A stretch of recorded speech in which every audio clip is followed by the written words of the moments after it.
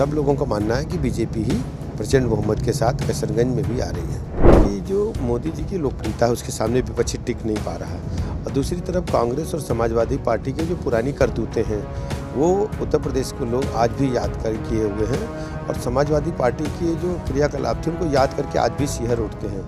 लखनऊ से बहराइच और बहराइच से अब हमारा सफ़र वापस लखनऊ की तरफ शुरू हो चुका है। बहराइच में नामांकन के बाद जनसभा को संबोधित करने के बाद क्या महसूस किया डिप्टी सीएम ब्रजेश पाठक ने, उन्हीं से जानेंगे।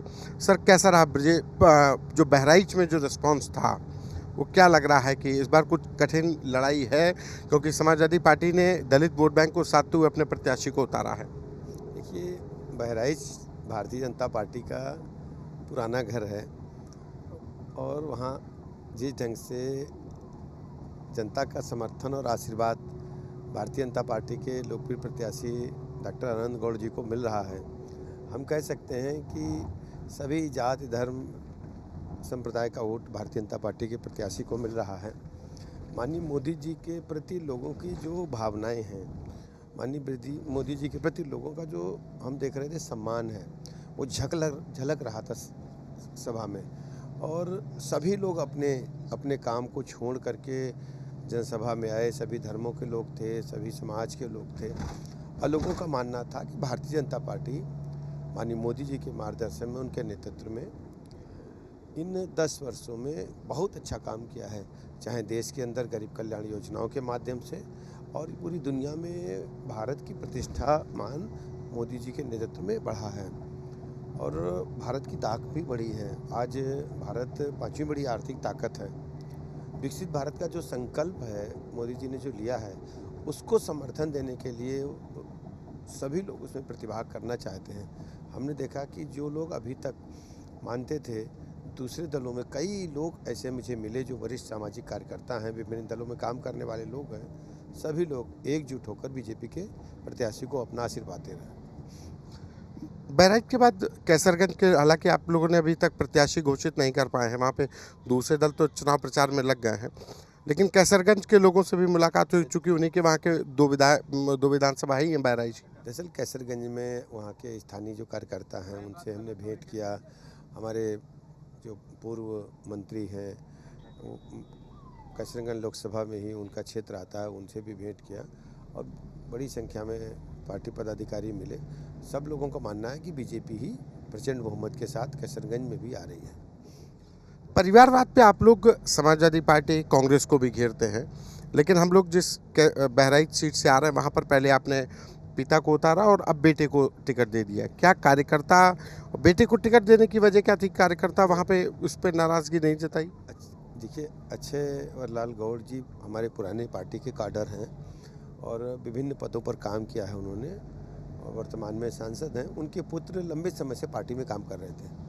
मुझे लगता है कि पार्टी के सभी जो जिम्मेदारी वाले काम हैं वो बखूबी निभा रहे थे और पार्टी नेतृत्व ने और स्थानीय कार्यकर्ताओं के जो डिमांड थी कि आनंद गौड़ को लड़ाया जाए कार्यकर्ता होने के नाते, तो पार्टी ने निर्णय लिया उनको लड़ाने का।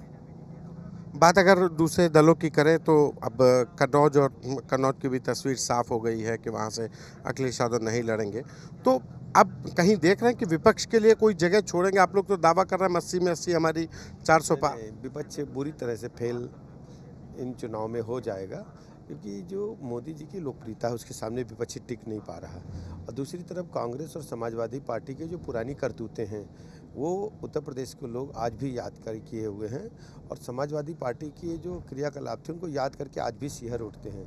1000 से अधिक दंगे, प्लाट मकान दुकान कब्जा करना, बहुबाटी की इज्जत आबरू खतरे में, व्यापारियों का सड़क पर निकलना मुश्किल है।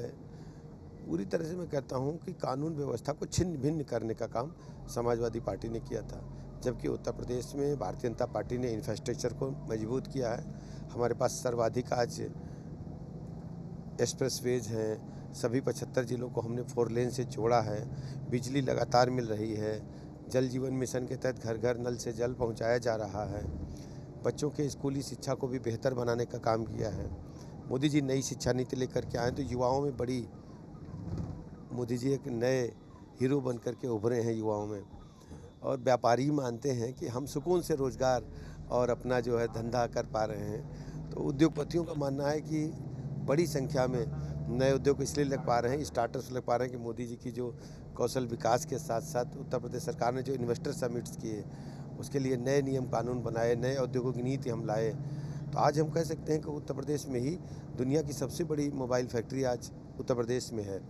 और डिफेंस सेक्टर में भी उत्तर प्रदेश में बड़ा बदलाव हुआ है। एक बुंदेलखंड में, एक लखनऊ में हमारे पास डिफेंस कॉरिडोर बन रहे हैं। तो उत्तर प्रदेश तेज़ी के साथ पूरे देश में बढ़ता हुआ स्टेट है और लोगों को मानना है कि मोदी जी के नेतृत्व में बहुत अच्छा काम हुआ है। हम लोग जिस ज़िले से आ रहे हैं बहराइच से, वहाँ के हमने लोगों से भी बात की, तो लोगों ने कहा कि यहाँ पे एक जो समस्या है बेसिक, वो बहराइच की कनेक्टिविटी की है कि सड़क के अलावा रेलवे का जो कनेक्टिविटी है वो बहुत बड़ा इफेक्ट है बहराइच के डेवलपमेंट में। 10 साल हो गए, वहाँ पर बीजेपी के पहले भी सांसद थे, अब आपने उनके बेटे को दे दिया। क्या बहराइच के लोगों से हम ये कह सकते हैं कि उम्मीद है उनको कि इस बार बहराइच कनेक्ट? आपको पता है, बहराइच के लोग ही बता रहे थे कि नई रेल लाइन स्वीकृत हो गई है और उसका जो है पूरी तरह से पैसा भी रिलीज हो गया है। आने वाले कुछ दिनों में बहराइच के लोगों की ये इच्छा पूरी हो जाएगी। और दूसरी बात क्या है कि बहराइच में जो आमान परिवर्तन है वो भी हुआ है। हमने जो पुरानी ट्रेन लाइन थी उसको भी बदलने का काम किया। एक आखिरी सवाल कि जो मदरसों को लेकर के उत्तर प्रदेश सरकार का रुख था और बीजेपी बहराइच के लिए वहाँ पे मुस्लिम वोट बैंक सबसे ज़्यादा है और मदरसे करीब 600 से ज़्यादा मदरसे वहाँ पर बंद किए गए, तो इसका इफेक्ट कहीं दिखाई पड़ेगा? इसका कैसे देखते हैं? देखिए, गैर कानूनी गतिविधियां प्रदेश में न चलें, ये उत्तर प्रदेश के लोगों की इच्छा है। हम लोगों की भावनाओं के अनुरूप प्रदेश में लाइन ऑर्डर को मेंटेन कर रहे हैं और इसको लोगों ने अच्छा माना है और बड़ी संख्या में लोग भारतीय जनता पार्टी से लगातार जुड़ रहे हैं। एक आखिरी सवाल, ये जो आप जो ट्रैवलर से ट्रैवल कर रहे हैं, ये अभी 7 चरण में चुनाव है, 1 चरण निपटा है, तो इससे कब तक ये सफ़र करते रहेंगे आप? चुनाव तक हम लोग अच्छा है। आप भी बैठे हैं और कितने भी लोग आ जाते हैं, बैठ लेते हैं। अभी देखा आपने, वहाँ जिला अध्यक्ष, विधायक सभी लोग बैठ लिए और छोटी गाड़ी में सब देख रहे थे। छोटी मोटी मीटिंग आपने इसी के अंदर निपटा दी, सब लोगों से फीडबैक भी ले रहे हैं। जी, फीडबैक भी मिल जाता है और कुछ लोकल जिला अध्यक्ष हैं, माननीय विधायकगण हैं, सभी लोग इसमें यात्रा कर सकते हैं, साथ में बैठ करके और बातचीत भी हो जाती है। एक आखिरी कमेंट ले लेते हैं कि इस बार कहीं विपक्ष के लिए देखते हैं कि विपक्ष कुछ कर पाएगा, कि आप लोग अभी भी कह रहे हैं कि हाँ, हम 80 में 80 हमारी? एकदम हाशिए पर है, दिग्भ्रमित है। समाजवादी पार्टी ने तो कई जगहों पर अपने कैंडिडेट बार बार बदले हैं। कोई एजेंडा और नीति नहीं है। हाँ, वो चुनाव लड़ने की औपचारिकता पूरी कर रहे हैं। उनकी खुद मन में ये जानकारी उनको खुद हो गई है कि बीजेपी 80 में 80 जीत रही है, केवल चुनाव लड़ने की औपचारिकता निभा रहे हैं वो। धन्यवाद और हमारी शुभकामनाएं सर। फिर किसी अगले चुनाव अभियान पे हम आपके साथ अभी और चलेंगे, क्योंकि 6 अभियान अभी बाकी है, 6 चरण। आभार आपका। धन्यवाद सर। ये थे हमारे साथ उत्तर प्रदेश के फायर ब्रांड नेता और डिप्टी सीएम ब्रजेश पाठक, जो आज बहराइच में सुबह निकले थे। बहराइच में प्रत्याशी का नामांकन कराया। नामांकन कराने के बाद वहाँ के लोगों से बैठक की, वहाँ के पदाधिकारियों से बैठक की, फीडबैक भी लिया और अभी भी इनका जो चुनावी अभियान है वो इसी ट्रैवलर गाड़ी से वो कह रहे हैं कि जारी रहेगा इस प्रचंड गर्मी में। और अभी देखते हैं कि ये ट्रैवलर गाड़ी कब तक रहेगी और कितने दिनों तक ये कितनी जनसभाएं कर पाएंगे, क्योंकि ऐसे में डिस्टेंस को कवर करना भी बड़ी चुनौती होगी। कैमरा पर्सन गौरव के साथ संतोष कुमार, आज तक।